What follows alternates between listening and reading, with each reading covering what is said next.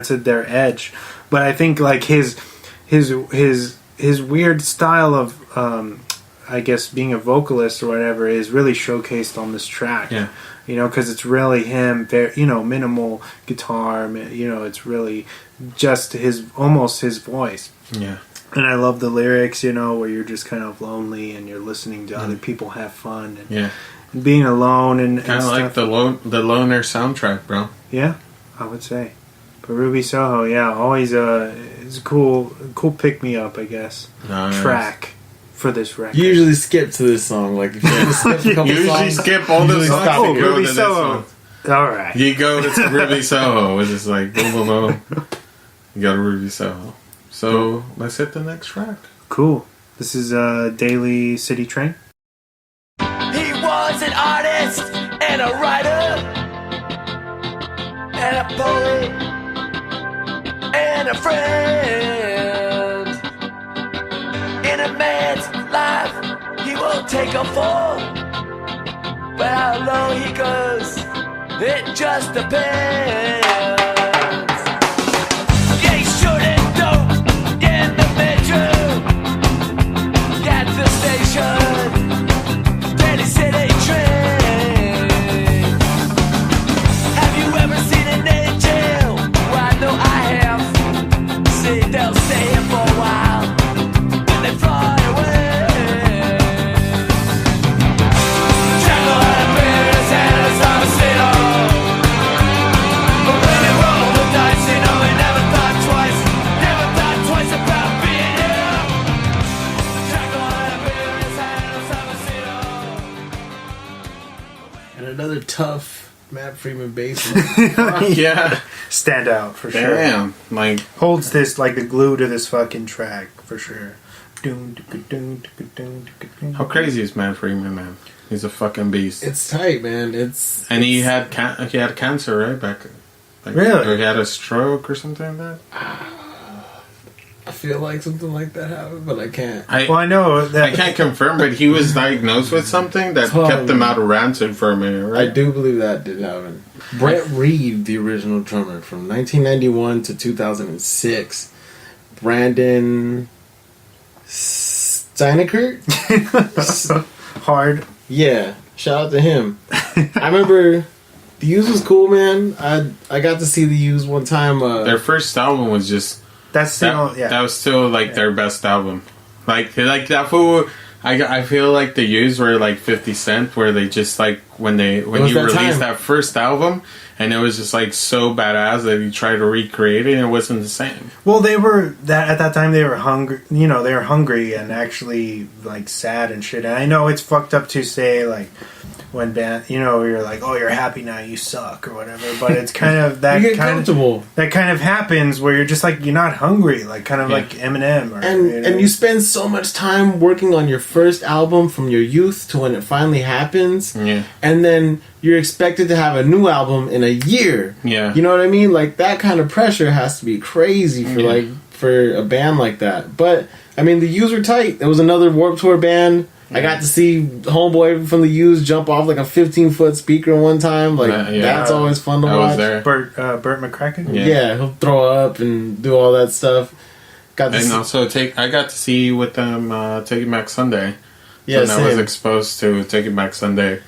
I got to see with Boxcar Racer one time. Yeah. Ooh. Yeah, Boxcar Racer too. At, what was it? The Viejas Arena or SDSU? Yeah. Yeah, whatever that spot is, that was a thing, dude. So you've seen Boxcar live? Boxcar, H2O, wow. Taking Back Sunday, The Used, and Finch. That was a fucking lineup, dude. And like I didn't know tour too. I literally was so young, I didn't know anybody but Boxcar Racer, and like just being a Blink fan. So you just went for Boxcar? Yeah, and I got so much more than I remember. I got kneed in the head that night in the pit for the first time ever, and I was like, I fucking love this shit. Like, oh, like that was it for him. Yeah. Now my life is ruined, but whatever. That's a whole different thing. I don't know half the shit that's going on, but PMA all day, right? Go. But you know, it's crazy. It's crazy that we have all these stuff lying around and stuff like all these bands. And it's crazy, like, you become a fan of something, but you're in a different genre, and then they ask you to play in their band, and then they go into it. And it's crazy because I'm just, like, when I started hearing the Used, it seemed like that guy was more into, like, fucking, like, Smashing Pumpkins or grunge shit, you know, more than, but he's actually made some good tracks with Rancid, so I applaud him, you know. No, absolutely. For changing the style. That's a good musician. Imagine going from emo to fucking ska, like, on drums, like, as a drummer, that'd be fucking wild for me, like. You can't imagine that. It's just it just takes practice, you know. So. I'm sure they grabbed him because he's probably well-rounded. He can do it all, you know, but shout out to Rancid for continuing on. Hell yeah. Yeah, dude. Because, you know, shout out to Brett Reed, left-handed drummer. Always. I don't know if everybody realized that or not, but watching him as a kid, I used to be like, fuck, this dude's playing all lefty. It's crazy. One of the few. One of the few. Let's go to the next track, my good sir.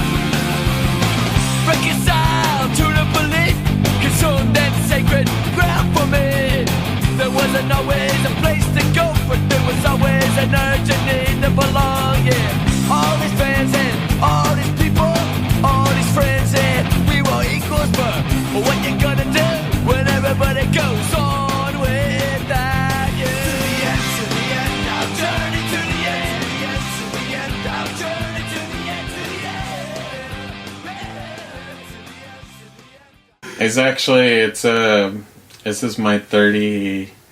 Going into my 30s, I listened to a song maybe like 100 or 150 times during the months leading up to my birthday.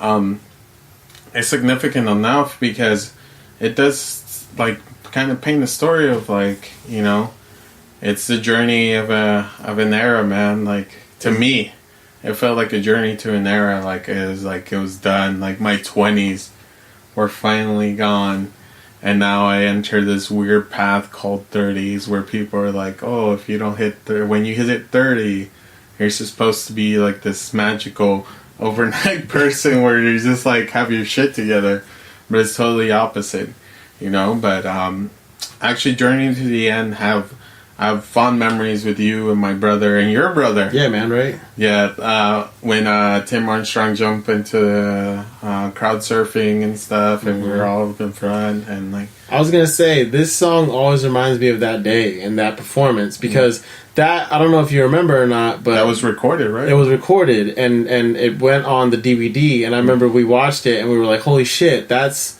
was here. Yeah, like, we're in that crowd somewhere. Yeah, and like.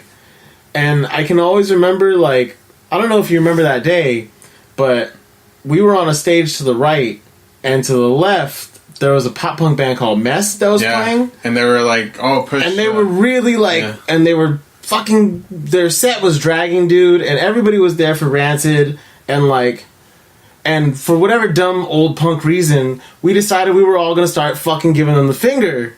And the dudes from Mess saw, and they were like, they got upset about it, and they were like, hey, why don't you guys all go rush these dudes over there? And the whole crowd from over there rushed us, and we were just all standing there, and it just became like a shit show. And then finally, by the time I got back to my feet is when they came out, and they started playing radio, and then the thing just went. And like, as a kid, I remember at the time, like, I wasn't really like a punk rocker. I was like, I was into like Blink-182 and like Sum 41 and Green Day and like, You know what I mean? Yeah. That I think Sum 41 was playing that year, and that's who I really wanted to see. You know, and Which I think they recorded that. Yeah, the same. DVD that day. That whole DVD was here, and in Chula Vista, and I remember they came out and like they were playing, and I saw the whole thing, dude. And like Lars and Tim came out with like the vest and the mohawk and the whole thing, and like I remember kind of having a moment that day, like where I was like that's what I want to fucking do, dude. Like that's this whole thing is what the fuck I want to be like, and like. So this song always reminds me like of that day and that feeling and all of us who were there, like, and just kind of feeling like the beginning of what was a lot of shit, dude, like in the San Diego scene. Like what brought a lot of bands like a Total Waste. Yeah, man, shout out to the them. Abrasives,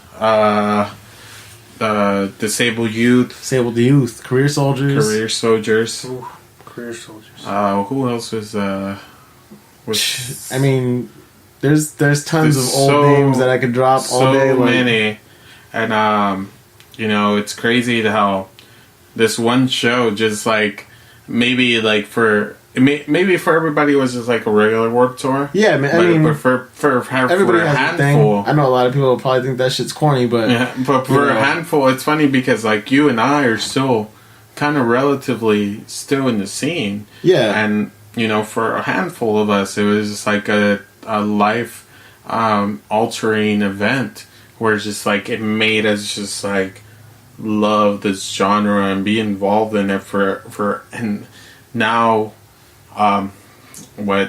10 20 plus years and shit. Yeah, dude, I mean shit, that was 2003, it's 2019 now, so that's what, 16 fucking years. Yeah, so it's like fuck, like it's crazy, dude. I mean, how much this, particularly this song, yeah, man, just made us like, I'm old and this is still who I am. It's fucking crazy sometimes, you know. I have kids now and I have to explain to them these types of things. Dang, like you got to see your dad in this fucking like. But I mean, you know, to them, it's normal. This is who their fucking father is. You know what I mean? Like. That's what's fucking beautiful. It's crazy because when I was a kid, I had no idea about any of this because my parents didn't know about any of this stuff. I remember as a kid, I wanted to listen to Elton John, and I used to get made fun of because he was gay. And they'd be like, fool, you're gay. Like, you want to listen to Elton John? And, like, now that I'm old, like, I'll listen to Elton John and be like, oh, my God, these songs are fucking great. Like, how come no one let me listen to these things? And, like, and now my kids are just growing up with these parents who are just fucking all over the map with, like taste and music and culture and like, and I mean, I don't know, maybe I'm a fucking hipster, I don't give a fuck, but you know, like, no, but I get it, because you know what I mean, like it's totally different. I couldn't imagine what it has to be like for a kid coming up with somebody like that. I was just having a conversation with somebody like not that long ago, actually on Saturday, where we were out talking about like how my dad would always like be he was like, oh, this is like something that you need to know. There's 3 artists you can't disrespect in front of me.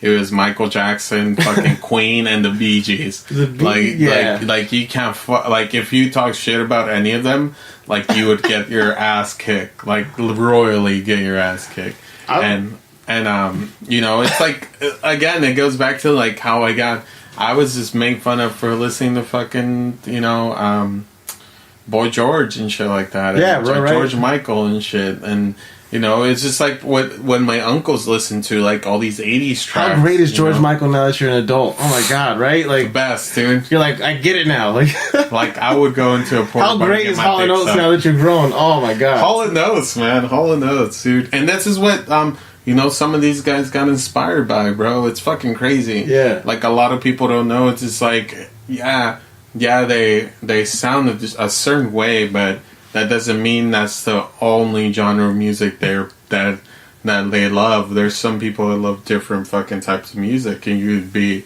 weirded out by the type of music. I remember Mario from Mafia Rusa. Shout out to Mario. Shout out to Machete Gator. Machete Gator. Oh yeah. Oh man, I remember that. Oh yeah. Shout out to Machete Gator because he's one of those people that doesn't like ska. He's not a big ska fan. Okay. Really? He's not really into ska. He's really into salsa. And I'm not kidding, dude. He is one of those people that... Does he play timbales for salsa bands on the side? It's funny because I asked him for...